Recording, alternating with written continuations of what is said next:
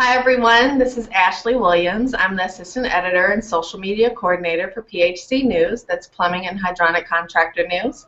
And today I am speaking with John Barba of TACO, who is the Manager of Contractor Training and the Trade Program. And he's speaking to me today about what it means to be what I call a brand ambassador for a business, for an organization, for a company. Just to kind of dive in, but start pretty broad, can you talk about TACO's overall brand messaging? You know, what are you all trying to say to your audience?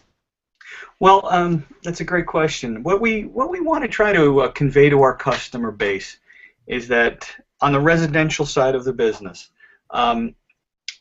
TACO is and I hate to use the word so trite as partner because that gets overused, I think, in our business. But when they work with TACO, what they'll find is they have a company that is very invested in helping them to be as successful as they want. We put together innovative products, programs, services, support, all designed with that end in mind. And social media plays a very large part in that because it's a wonderful communication tool to help bring that message to our customers and to be available to our customers 24/7, basically, to answer questions, offer support, etc. And as I said in my introduction, you're pretty active on social media. Can you talk about how that brand messaging then, is conveyed and what you do on Twitter, on Facebook? How does your work on social media kind of convey TACO's brand? Sure, good question. Normally, pretty much every company out there has its official website, right? Where you go and there's one-way communication. It's here's all the information you could possibly want. Take your pick. And that can be a little bit overwhelming in many cases, but it's also one way. It's us to you, us to you. What social media does is it allows for more two-way communication between the company and individuals within that company and the wide variety of customers. Like we have customers who are manufacturers, representatives, we have customers who are wholesalers, and we have customers who are contractors. So what social media does is it opens up that ability for multi-pronged communication. A customer can go to TACO's, say, Facebook page and say, hey, type in, I'm having a problem with this. All right. Well, we have folks who monitor Facebook for us. I sit in this is my office, which is in my basement at home. So I kind of live on my computer, so I check it a few times a day. And I say, oh, hey, I can answer that, bang, bang, bang. And it makes the response much more immediate and much more personal. And there's any one of a number of people who can jump in and answer that question.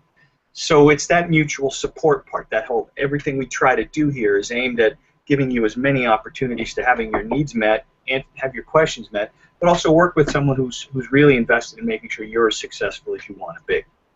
So whether it's Twitter, where we will send out messages, links to interesting things that we think our customers will find of benefit to them, whether it's, hey, I'm going to be, sometimes I'll tweet out, hey, I'm going to be doing a training in Peoria, Illinois. If you're in the area, come on by. Things like that. Just a way to communicate and to be communicated back with in a quick, immediate, and simple manner, where a guy can do it from a smartphone, while he's at lunch or something. It brings immediacy to that service.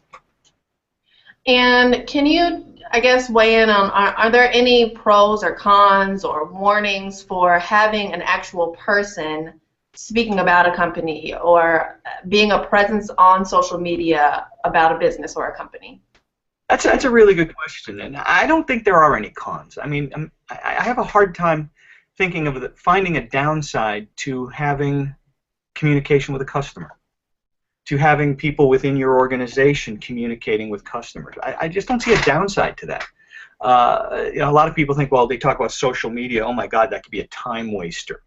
I don't want my people, while they're working, I don't want my people on Facebook telling all their friends what they had for lunch, or sharing cute cat videos. I get that.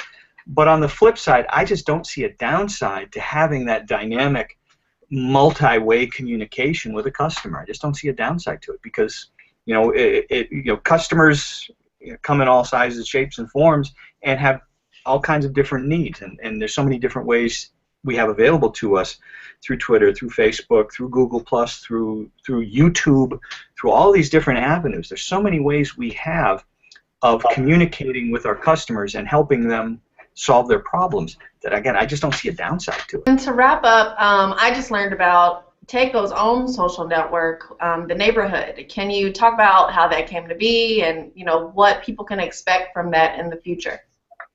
The Neighborhood, I think, I think it's one of the most unique things in the HVAC industry.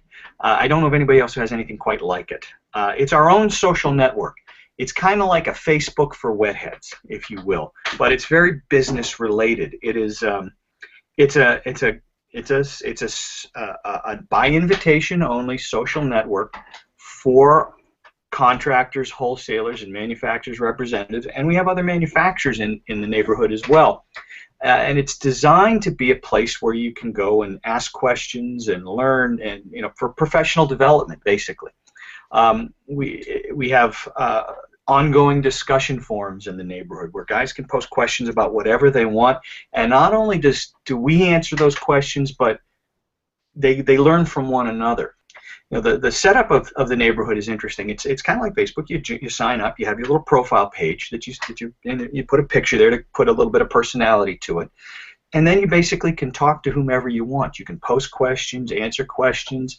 Guys will post. We have a ton of job site pictures. Guys love to brag about their job sites, about their jobs. So we got a ton of job sites. We post videos that we might think people might find interesting. Other guys will post videos as well. And it's been all very, very business. No topics off limits. A lot of forums like this have homeowners as well as professionals.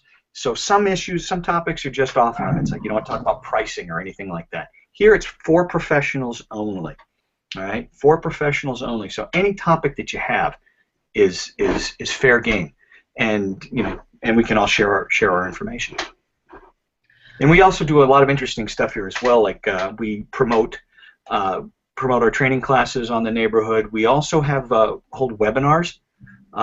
Monthly webinars, live free webinars that we promote through the neighborhood and through our other social media avenues. And then when we hold the webinar, we record it and we archive them on the neighborhood, so guys can go back and watch them as many times as they want, and whenever they care to, at their convenience. So the learning just continues. Again, John, thank you so much for taking the time to speak with me today. Watching, if you want to see a more full interview that I did with John, you can make sure to visit www.phcnews.com.